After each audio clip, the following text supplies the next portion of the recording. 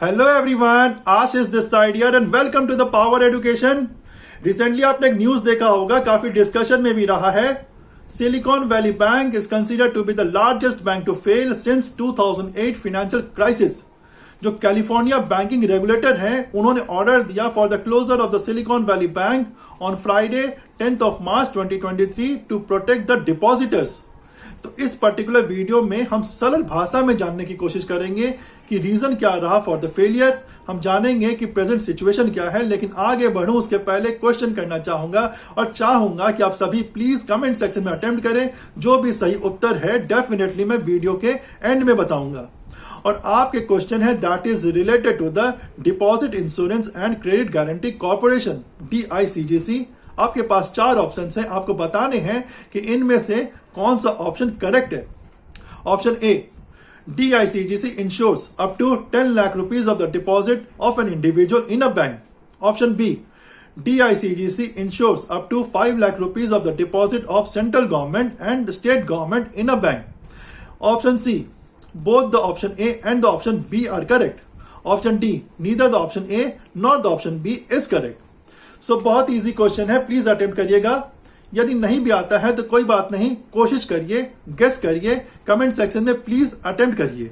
सो now let us begin. See, हम बात कर रहे हैं सिलिकॉन वैली बैंक के रिलेटेड।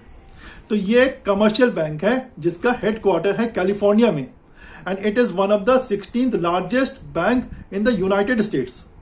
यदि हम दिसंबर 2022 के फिगर्स को रेफर करें तो इस बैंक के पास था तकरीबन $209 बिलियन के एसेट्स और तकरीबन $175 बिलियन के डिपॉजिट्स।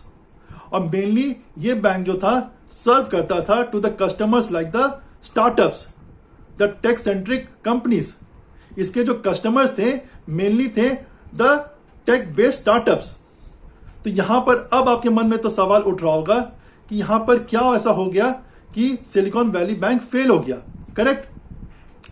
तो यहां पर थोड़ा सा हम पीछे जाते हैं, हम रेफर करते हैं 2017 की फिगर्स को। यदि हम 2017 की फिगर्स को रेफर करें तो सिलिकॉन वैली बैंक के पास था तकरीबन $44 बिलियन के डिपॉजिट्स, जो कि इंक्रीज हुए to up to $189 billion in 2021। That means जो डिपॉजिट थे वो ग्रो किए from $44 billion in 2017 to approximately $189 billion in 2021। तकरीबन 4 टाइम्स का ग्रोथ हुआ इन द डिपॉजिट। अब बात करते हैं लोन बुक की। जो लोन था तकरीबन था $23 बिलियन इन 2017, जो कि बढ़ के हुआ $66 बिलियन इन 2021।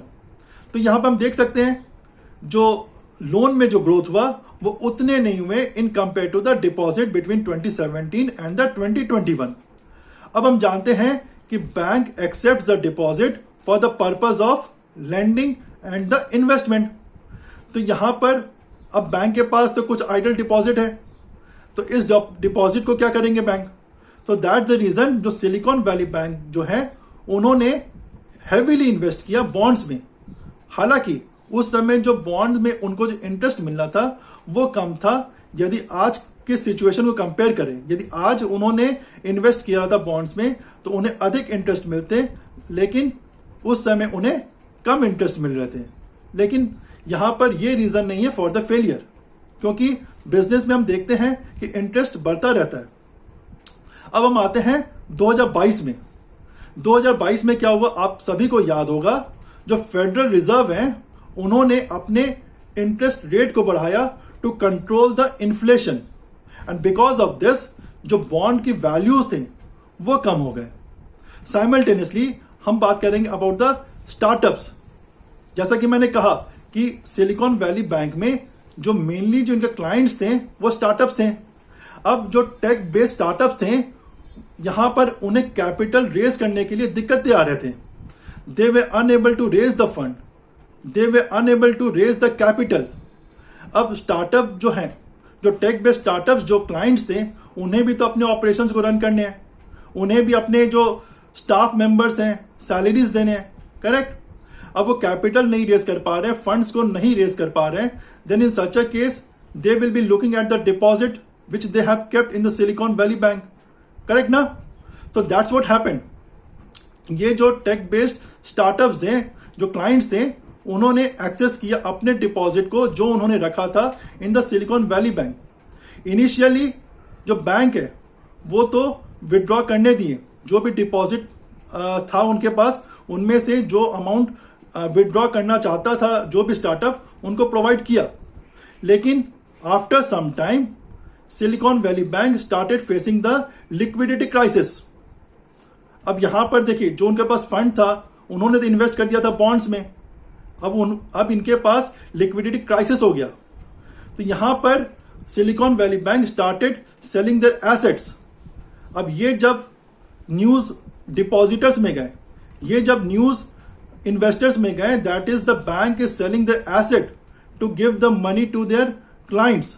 तो ये एक पैनिक सा सिचुएशन क्रिएट करने लगा, ये एक डोमिनो इफेक्ट सा क्रिएट करने लगा. अब दूसरे जो डिपॉजिटर्स थे, जो दूसरे क्लाइंट्स थे, they also went to the bank to withdraw their money. Bank run जो सिचुएशन होता है वो यहां पर हो गया. अब यहां पर बैंक तो मना नहीं कर सकता. अब कोई विड्रॉ करने के लिए आएगा बैंक में, अपने ही मनी को लेने के लिए आएगा, तो बैंक तो मना नहीं कर सकता. सो टू मैनेज द सिचुएशन, जो बैंक के पास जो बॉन्ड्स थे, जो उन्होंने इन्वेस्ट किया था, उनको उन्होंने बेचा, उन्होंने सेल किया. अब जैसा मैंने कहा था कि बॉन्ड की वैल्यू कम हो गए, तो यहां पर दैट मीन्स जो सिलिकॉन वैली बैंक है, उन्होंने बॉन्ड्स को सेल आउट किया at the lower price. Because of this a huge loss was there to the Silicon Valley bank. अब ये जो डोमिनो इफेक्ट क्रिएट कर रहा है, further the depositors went to withdraw their money. अब यहां पर टू मैनेज द सिचुएशन, जो सिलिकॉन वैली बैंक है, उन्होंने कोशिश किया कि they can raise the fund, they can raise the capital from the external market. लेकिन ये इनके लिए हेल्पफुल नहीं रहा. इनफैक्ट अगर पिछले हफ्ते देखें तो more than 60% of the share value में ड्रॉप हो गए. तो ये और भी पैनिक सा सिचुएशन क्रिएट किया.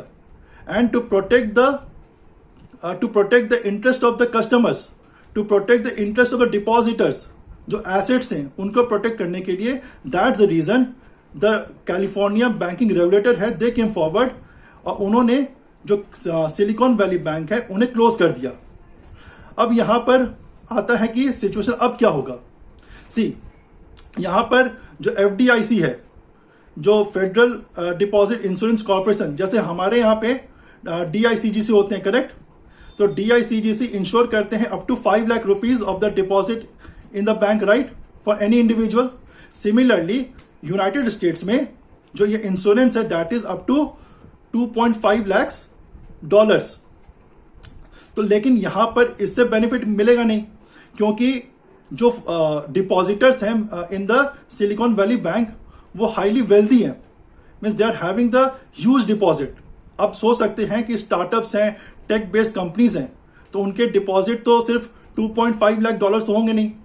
तो यहां पर वो पैनिक में है कि यदि बैंक कोलैप्स कर जाता है पूरी तरीके से, तो उनको तो सिर्फ $2.5 लाख ही मिलेंगे, क्योंकि वो इतने ही अमाउंट इंश्योर्ड है.